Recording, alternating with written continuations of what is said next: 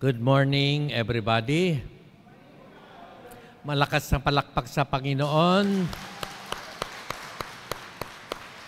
sa pagdiriwang ng kapistahan ng Santo Niño.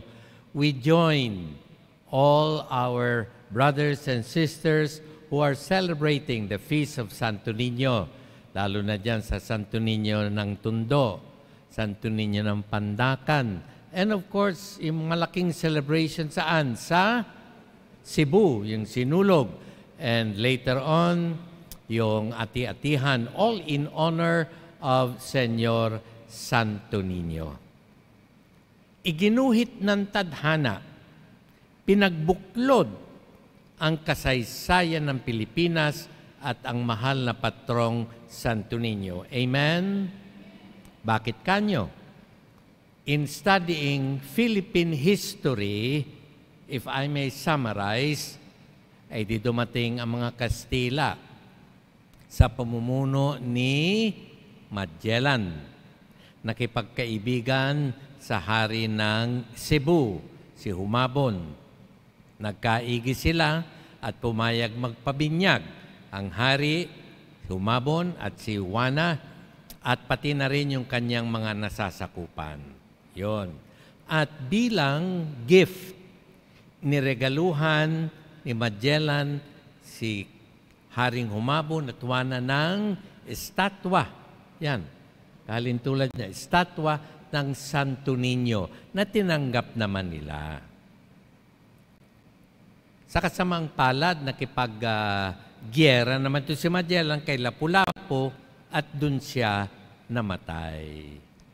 Pagkatapos yan, umuwi ang mga Kastila at pagkaraan ng ilang taon, bumalik naman sa pamumuno ni Miguel Lopez de Legazpi. Yun. At hindi na maganda ang kanilang pagbabalik, nakipaggyera sila. Subalit, pagkatapos ng gyera, nasunog ang mga bahay, nakita nila sa magandang lalagyan. Hindi nasunog ang imahe ng Santo Niño na ibinigay ni Magellan kay Humabon at Juana. At doon na nagsimula ang debosyon sa Miraculous Santo Niño, na sa kabila ng maraming mga sunog, pagkasira ng simbahan, pagbomba ng World War II, ay nanatiling intact ang imahe ng Senyor Santo Niño na pinaniniwalaang miraculous, hindi lamang ng mga taga Cebu, kung hindi nating lahat. Kaya muli, purihin, palakpakan natin ang Senyor Santo Niño. Ngayon, ano naman ang ibig sabihin niyan? Father, bakit po tayo may Senyor Santo Niño? Bukod sa history.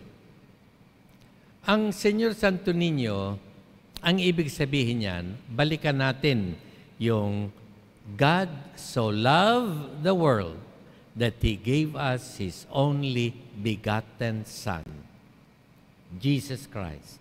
Ang ibig sabihin ng Santo Niño, Emmanuel. Nang ibig sabihin ng Emmanuel, God is with us.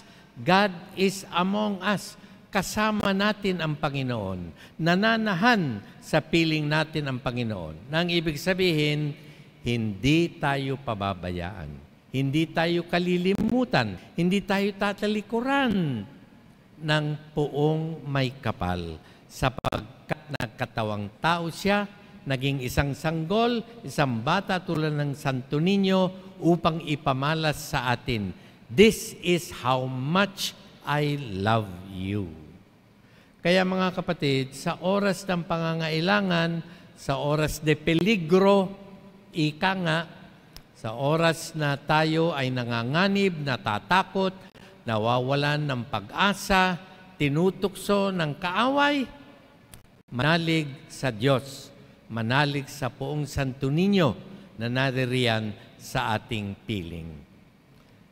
Tayo ay magbigay ng iba yung pasasalamat, papuri sa Kanya, at ibigay natin ang ating pananampalataya at pananalig sa Kanya, sapagkat gaya ng sinabi ko, hindi niya tayo pababayaan. Naalala ko pa nung ako'y maliit, bata pa, ako'y mahilig sumama sa aking nanay kahit saan pumunta. Sama ko ng sama. Sabi na, sama ka ng sama, sama ka ng sama. Ay, nakahawa ko sa damit, sasama ako. Ay, kuminsan, sa paglalakad namin, nauuna ako sa nanay ko. Maya-maya, may mga asong mababangis, tumatahol, nagpapakita ng kanilang matatalim na ngipin. Ang sabi ko, Nay! Takbo ako agad sa nanay ko. At ang sabi ng inay, huwag ka mag-alala, anak, hindi kita pababayaan. Bago pa makarating sa iyo mga aso, nasipa ko na yung mga yan. Manalig tayo sa Panginoon, sapagkat kailanman ay hindi niya tayo pababayaan, kalilimutan, lagi siyang nasa piling natin. Kaya ang suggestion ko at advice ko, itong maliit na itong Santo Niño, nasa kwarto ko ito. Lagi kong kasama ito. And if you can get your own image of the Santo Niño, put it there on your altar in your home to remind you, to remind all of us how much God loves us, how much God protects us, how much God takes care of us. At ito ay hindi paminsan-minsan lamang, kundi pangmatagalan at walang katapusan. Sabi nga ng banal na kasulatan, the steadfast love of the Lord never ceases. His mercies never come to an end. They are new every morning.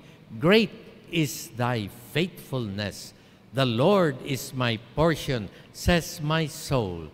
In Him I shall put my trust. Manalig tayo sa Panginoong Diyos. Manalig tayo sa Kanyang bugtong na anak na naging Senyor Santo Niño. At lagi nating tandaan, kailanman hindi tayo pababayaan, kalilimutan, iiwanan ng buong may kapal. God so loved the world that He gave us His only begotten Son. God so loved the Philippines that He gave us the Santo Niño to be always at our side. Amen. Muli, purihin, palakpakan ang poong Santo Niño. God is good all the time. Thank you for joining us today. View our past broadcasts on our Facebook page, St. Peter Community, and subscribe our YouTube channel. Like, share, and hit the bell.